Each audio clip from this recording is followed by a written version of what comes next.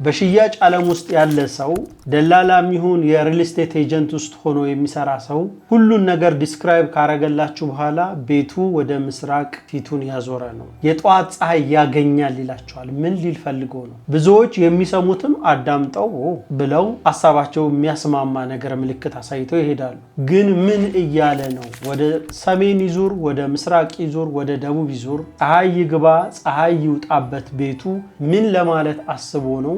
ለምንስ ዋጋው ከሌሎቹ አቅጣጫ በመዞሩ ምክንያት የዋጋ ጭማሪ ያመጣል? ዛሬ እንግዲህ ይሄን አካፍላችኋለሁ፣ ይጠቅማል ብዬ አስባለሁ። አንድ ሰው ወደ ምስራቅ ያለውን ጸጋ ነው የሚገዛው ጸጋ ምንድነው የሚለውን አብረን የምንመለከትበት ቪዲዮአችን ነው። አዳዲስ ከሆናችሁ እንግዲህ ከኛ ጋር እንድትወዳጁ እንጠይቃለን። እንዲሁም ለሌሎች ደግሞ እንድታጋሩት ለጓደኞቻችሁ፣ ቪዲዮውን ደግሞ ላይክ በማድረግ እንዲጀምሩ በአክብሮት ጋብዣችሁ ቀጥታ ወደ ዝርዝር ሐሳባችን እንለፍ። ኤርሚ ዘኢትዮጵያ የመተማመን ግንኙነት ለተሳካ አገልግሎት።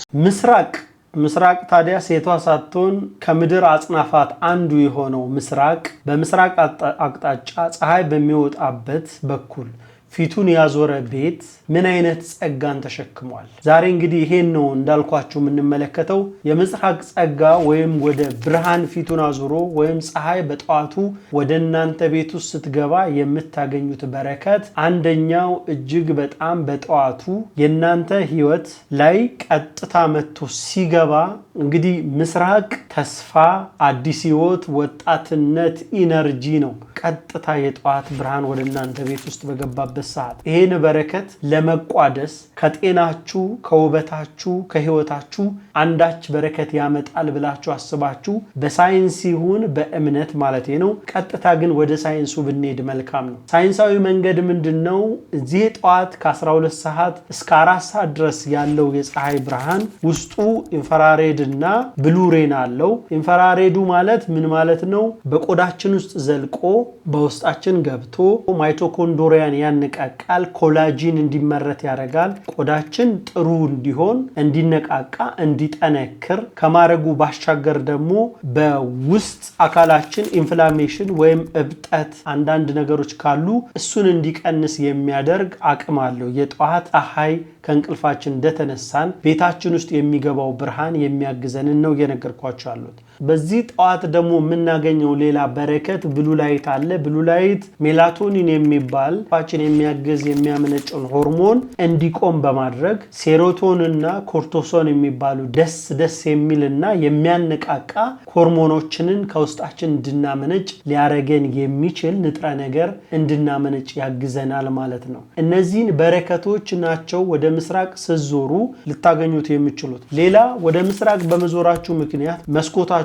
ፍሬንቻችሁ ሁሉ በዛ ውስጥ ብርሃን ሲገባ በተከፈተ መስኮት ውስጥ ሲያልፍ ደግሞ ቀስ እያለ የሚሞቀው ሙቀት የሚያግዘው ቤታችሁ ሞቅ እንዲል፣ እርጥበት እንዲወጣ፣ ሞልድ ነገሮች እና ፍሬሽ የሆነ አየር በቤታችሁ ውስጥ እንዲገኝ ሊያደርግላቸው የሚችለው ወደ ምስራቅ ፊታችሁን ስላዞራችሁ ይሄም የሚጠቅማችሁ ጥቅም ነው። ወደ ምስራቅ ስለዞራችሁ እንግዲህ በምዕራብ በኩል በጣም ኃይለኛ ዩቪ ሬን ምናምን ጨረር አለ አይደል? ያንን ጨረር ሳይሆን ይሄ ላይት የሆነው ለጤናችሁ የሚጠቅማችሁ ስላለ ቤታችሁ ውስጥ ያ ብርሃን ቢገባ ሶፋችሁ ፌዳ አያረግም፣ መጋረጃችሁ አይጎዳም።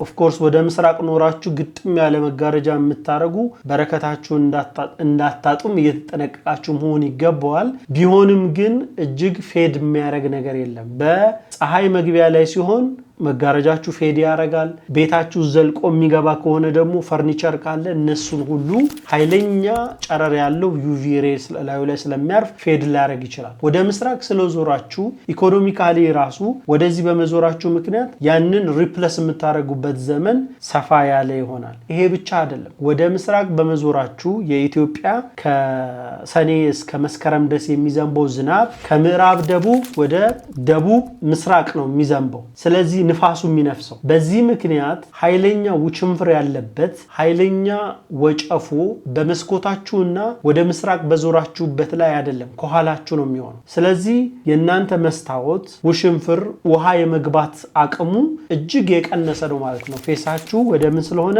ወደ ፀሐይ መውጫ ወይም ወደ ምስራቅ ስላረጋችሁ። በኋላ ኦፍ ኮርስ በግንቦት አካባቢ ላይ እውነት ነው ከምስራቅ ነው የሚነሳው፣ ከምስራቅ ደቡብ ተነስቶ ነው ወደ ምዕራብ። ስለዚህ በዚህ አቅጣጫ የዛን ጊዜ ትንሽ ሊያገኛችሁ ይችላል። ግን ከባዱ ከፍተኛው ጫና ያለበት ሲዝን ይሄ ክረምቱ ነው። ስለዚህ ያን ክረምት ብዙዎች በመስኮታቸው ዝናብ ይገባል፣ እርጥበት በጣም ቤታቸው ዘልቆ የሚገባበት ሰዓት ነው። በምስራቅ በመሆናችሁ ብቻ የምታገኙት በረከት፣ ሰዎች ደግሞ ምናልባት ይህንንም አውቀውት ሳያውቁ ወደ ምስራቅ የዞረ ቤት ደስ ብሏቸው እንዲገዙ ሊያረጋቸው የሚችለው አንደኛውም ሊሆን የሚችል ነው።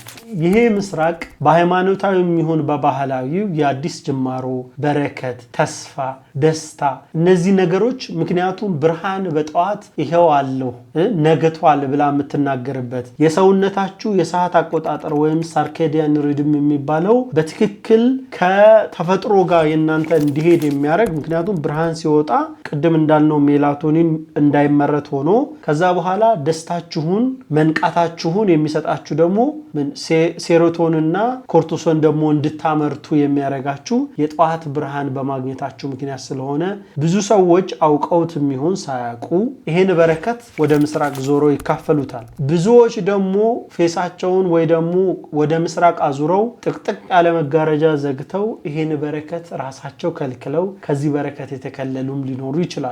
እናንተ በምስራቅ ወይም በምዕራብ ወይም በደቡብ ወይም በሰሜን በኩል ፌሳችሁ ወይም ደግሞ የቤታችሁ አቅጣጫ ሆኖ ምን አይነት ጥቅምና ጉዳት አገኛችሁበት? ይሄን እናንተ በኮሜንት ላይ ታስቀምጡልኛላችሁ። ሐሳብ ካላችሁ በምስራቅ ወይም ወደ ፀሐይ መውጫ ፊታችሁ ሲዞር እኔ ካልጠቀስኩት ውጪ ይሄንንም በረከት ጥቅም ታገኙበታላችሁ የምትሉት ካለ በኮሜንት እንድታስቀምጡ ጋብዛችኋለሁ። ሰብስክራይብ እንድታረጉን በአክብሮት እየጠየኳችሁ ዛሬ ስለነበረን ጊዜ እጅግ በጣም አመሰግናለሁ። መልካም ጊዜ